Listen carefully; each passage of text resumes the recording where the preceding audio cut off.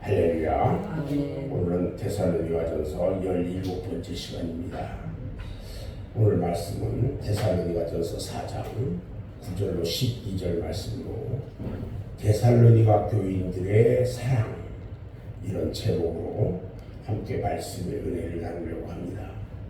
데살로니가 교회 성도들은 바울로부터 하나님의 가르치심을 받은 형제를 사랑한다. 그래서 칭찬을 받았어요. 교인들이 형제를 하나님의 말씀대로 사랑한다는 말은, 그리고 그런 것은 참으로 어려운 일이에요. 하나님께서 말씀을 주셨는데 그 말씀대로 내가 사랑한다. 쉽지 않아요. 그 신앙이 성숙한 단계까지 올라가지 않으면 안 되는 거거든요. 그런데 데살로니가 성도들이 그렇게 한단 말이에요. 그러니까 너무 한 단계 올라갔으니까 너무 좋은 거죠. 데살로니가 교회 성도들이요, 마게도냐에 있는 모든 형제들에게 베푼 사랑, 이것은 인간적인 사랑이 아니라 하나님의 가르치심을 받은 대로 사랑했다는데 높이 평가받을 만한 일이라는 거예요. 형제 사랑에 대해서 성경의 가르치심을 보면은, 우리는요, 율법에서 벗어난 사람들이잖아요. 율법에 대해서 죽은 사람들이라고 했어요. 우리는 율법을 지킬 의무가 없어요. 율법은 우리를 그래서 정죄할 수 없다는 거죠. 그러면 우리는 율법과의 관계를 어떻게 가져야 하느냐? 예수님은요, 율법을 폐하러 온 것이 아니라 온전케 하러 오신 분이잖아요. 그래서 율법을 온전케 하신 분이에요. 예수님은 무엇으로 율법을 온전케 하셨을까요? 그것은 사랑으로 온전케 하셨다는 거죠. 우리는 율법을 온전케 하신 하나님의 사랑을 따라서 살아가야 한다는 거예요. 우리는 이 십계명에 나오는 첫째 계명부터 네 번째 계명까지가 하나님을 섬기는 이 일이란 말이죠. 그 계명들은요, 하나님께 대한 사랑에 있는 것이 아니라 그대로 행하지 않는 자들에게 저주를 주기 위한 계명이에요. 다시 말하면 거꾸로 1계명부터 4계명까지는요, 그대로 행하는 자들에게는 축복, 행하지 않는 자에게는 저주. 되게 무서운 일이에요. 그래서 그 계명을 지키는 자와 지키지 않는 자는 천국에 가느냐 지옥에 가느냐, 심판받느냐 받지 않느냐, 그냥 그 명확하게 선을 걸었어요. 예수님은요, 십계명을 온전케 하신 사랑에 대해서 이렇게 말해요. 우리가 마태복음 22장 34절에 보면 율법사가 어떤 질문을 한단 말이죠. 그러니까 네 마음을 다하고 목숨을 다하고 뜻을 다하여 주 너의 하나님을 사랑하라 하셨으니 이것이 크고 첫째 되는 계명이라. 사랑하라 하셨으니 누굴 사랑해요? 이웃을 사랑하는 거예요. 그리고 5계명부터 10계명에 이르기까지 어떤 얘기냐면, 대인관계에 대한 계명에 대해서는 둘째는 그와 같으니 내 이웃을 내 몸과 같이 사랑하라. 그렇기 때문에 이 두 계명이 온 율법과 선지자의 강령이다, 이렇게 말씀하셨어요. 하나님께서도요, 사랑이고 사람에게서도 사랑이다. 우리 주님이 우리에게 주신 사랑, 당신의 목숨을 버리면서까지 우리에게 주신 사랑, 우리도 우리 이웃들을 온전히 사랑, 미워하지 말자고요. 이제 좀 내 주변에 있는 사람들, 이웃 사람들 좀 나에게 못된 짓 하고 하는 짓거리가 좀 보기 싫고 그러니까 해도 미워하지 말자고요. 그래. 우리 주님은 저랬을 때 어떻게 했을까? 그러면서 사랑의 마음으로, 사랑의 모습으로 그렇게 하자고요. 이제는 우리 좀 바꿉시다. 아멘. 예수님은요, 요한복음 13장 34절에서 새 계명을 주신다고 하시면서 내가 너희에게 새 계명을 주니 어떻게 하라고 했어요? 서로 사랑하라. 우리 주님이 주신 새로운 계명이 사랑이에요. 사랑의 계명은 우리를 정죄하나요? 안 하나요? 안 해요. 사랑의 계명은 두려움에서가 아니라 감사와 기쁨으로 순종할 수 있다는 거예요. 그 사랑의 계명은 감사와 순종이에요. 기쁨이에요.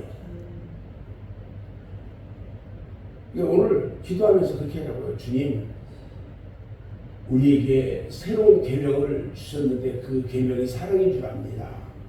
이제 내 주변의 이웃들에게 사랑을 베푸는 자가 되게 해달라고 기도합시다. 그리고 주님이 나를 사랑하셨던 것처럼 당신의 목숨을 다 던져서 나를 사랑했던 것처럼.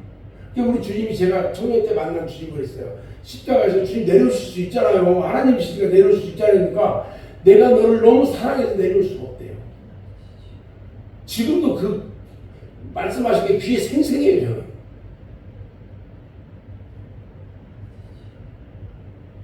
그래서 오늘 기도하면서 주님 오늘 하루 감사와 기쁨으로 순종하는 이런 사랑으로 순종하는 오늘 하루를 살겠습니다. 이렇게 아침에 기도하시기 바랍니다.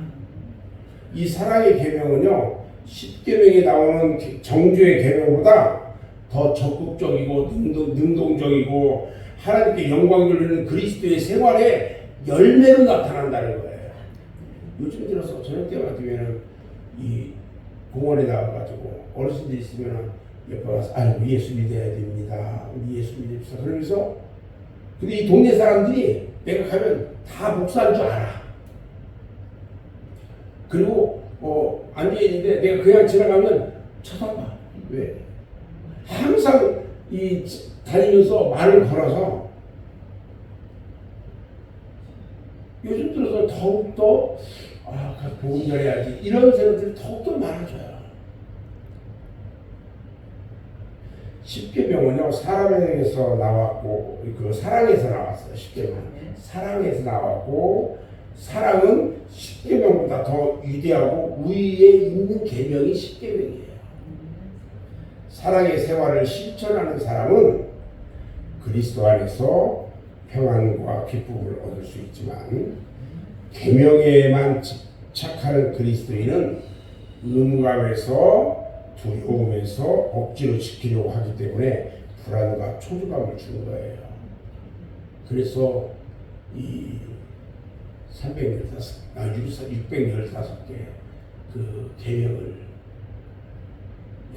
하라는 계명과 하지 말라는 계명 이렇게 이 율법을 만들어 놓고 자기 스스로 덫에 걸려서 행하는 그 유대인들처럼 그렇게 하는지 하지 말자는 거예요.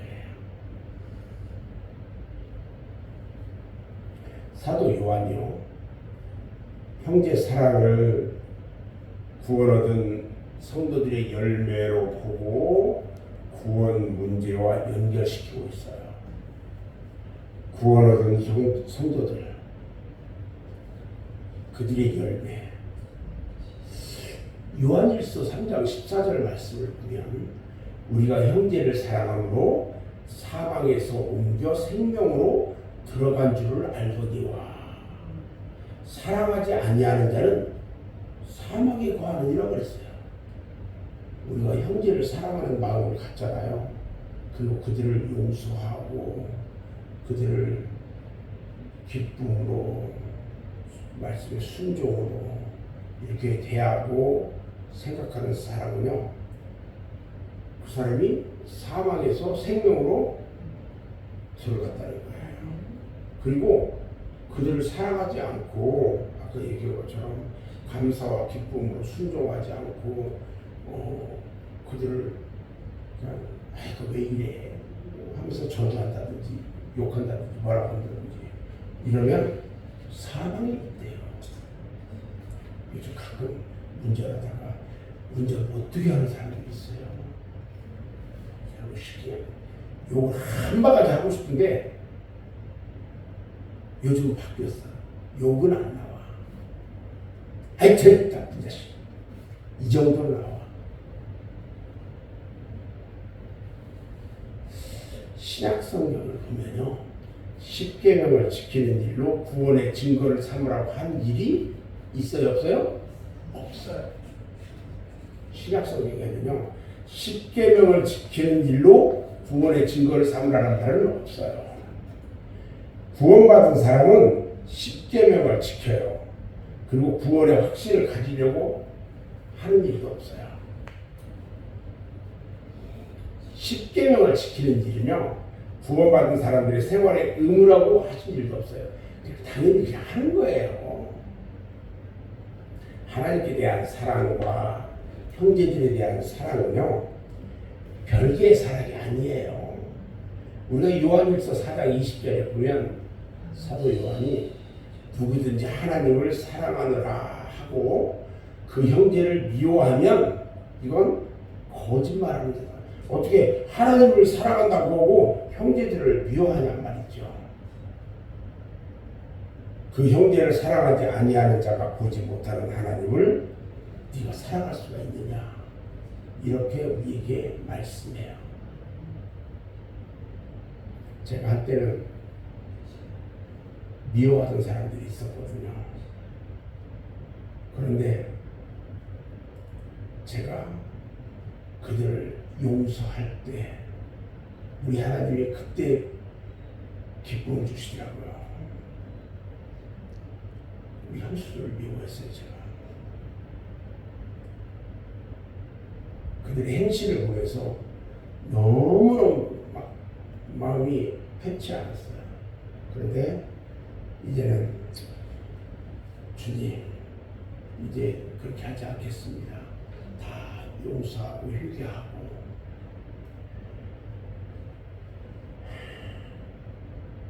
여러분, 형제의 사랑은 무엇일까요? 서로 사랑하라는 말씀은 형제에 대한 사랑을 말하는 거예요. 가족적인 형제도 있지만 내 주변의 이웃도 다 형제예요. 더 범위를 넓힌다면 이웃에 대한 사랑을 말하는 거예요. 사랑은 어떻게 나타나냐면 서로 도와주는 것으로 나타나요. 그리스도인들의 사랑은요, 말에 그쳐서는 안 돼요. 행함이 없는 믿음은 죽은 믿음이라고 그랬잖아요. 가난한 형제나 어려움을 당하고 있거나 도움을 주어야 할 형제들에게 도움의 손길을 뻗어서 주어야 한다는 거예요.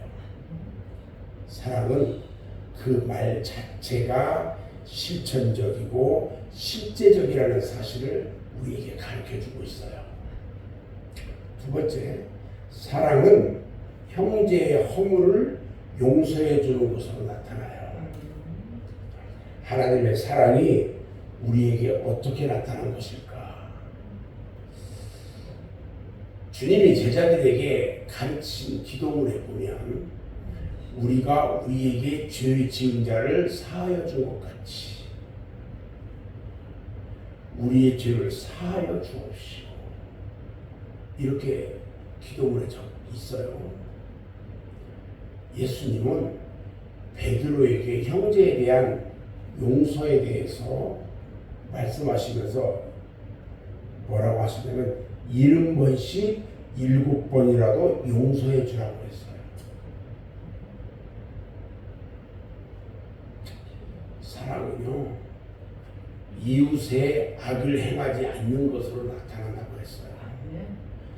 이웃의 진실하고 부고하지 않고 까닭 없이 미워하지 않는 거예요.